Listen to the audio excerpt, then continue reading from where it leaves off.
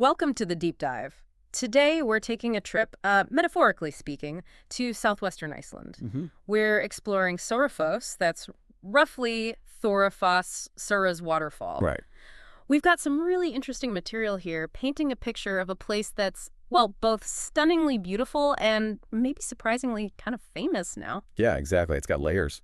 So our mission today is to sort of unpack Þórufoss, look at what it is physically, but also its journey into the spotlight. Absolutely. And we have sources covering quite a bit. Its location, the name itself, what it was like before the fame. Okay. Then its big TV moment, obviously, the impact that had on tourism, visitor info, and importantly, environmental stuff too. Right, the whole picture. Okay, so let's start before the dragons, before the crowds.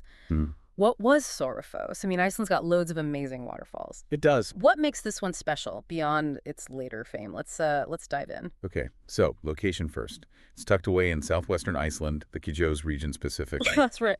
Think maybe 30 kilometers or so northeast of Reykjavik, pretty close to Mosfellsbær town. Okay, so not wildly remote, but maybe not right on the main drag. Exactly. And it's part of the Laxey-Kjós river system. That river actually starts at Thingvallavatn, the big lake near Thingvellir National Park. Oh, interesting. So it's connected to that really significant area. Yeah, geographically, it's in a pretty rich neighborhood, naturally speaking. And the waterfall itself, what does it look like? Can you paint a picture? Sure. It's a cascade, not a sheer drop necessarily.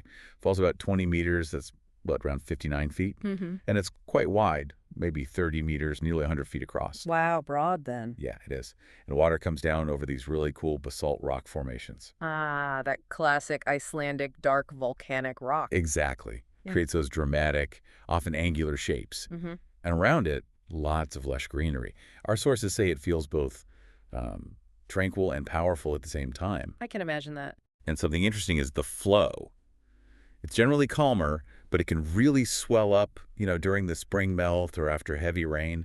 It changes character. That contrast, the dark rock and the green, sounds very Iceland. What about the valley it's in? It's described as a peaceful, scenic valley, lots of mossy cliffs, rolling hills, and importantly, it's still relatively undeveloped. It feels quite natural. That's good to hear. And the river itself, the Laxey-Kjós, it's actually quite well known for salmon fishing.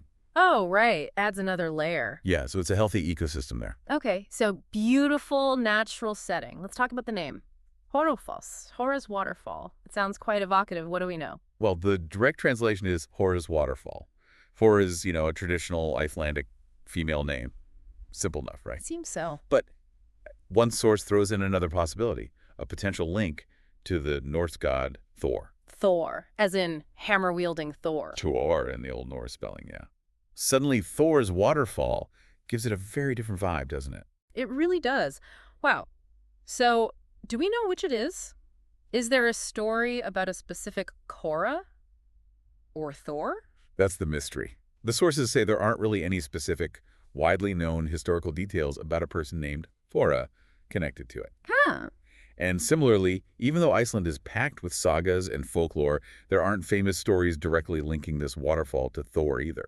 So it's just there. The name exists, but the why is a bit lost. Pretty much. Yeah. It seems rooted in local tradition, but the specific origin story isn't clear in the big picture. It just adds to the mystique, I suppose. It kind of does. Okay, so this intriguing, beautiful waterfall.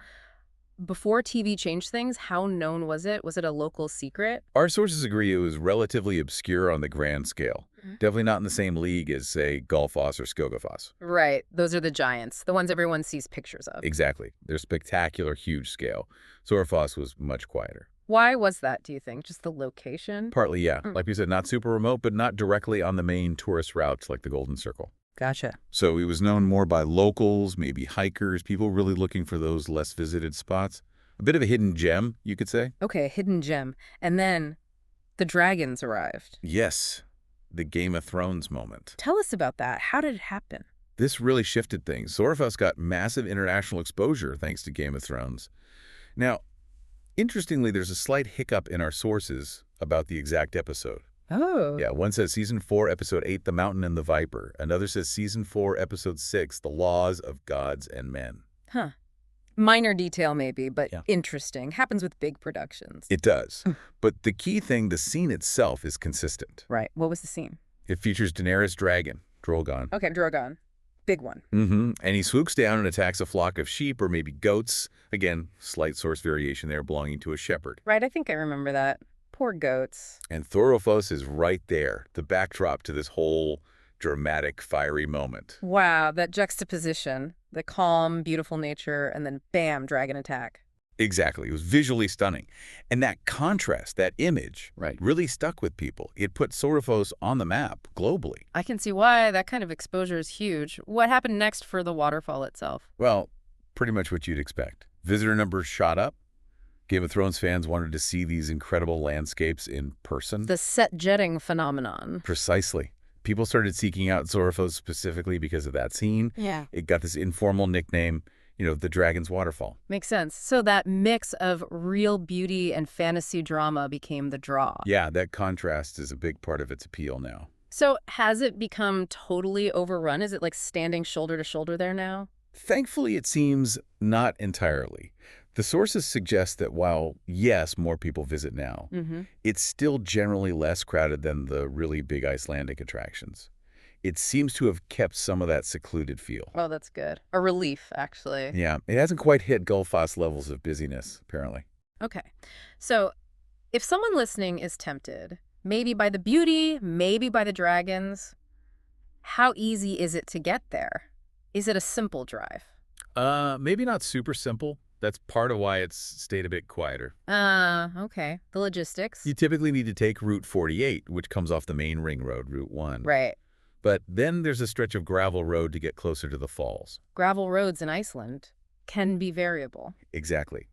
Both sources actually recommend considering a 4x4 vehicle, especially if it's wet or potentially icy outside of summer. Right. So requires a bit more effort than just pulling off the highway. A little bit more planning, yeah. Which probably helps manage the numbers in a way. True. Have tour companies picked up on it? Oh, definitely. It's now a feature on some specialized itineraries, and especially on those Game of Thrones location tours. Makes sense. They often package it with other Icelandic spots used in the show, like Thingvellir, which you probably remember was used for scenes near the Eyrie. Right.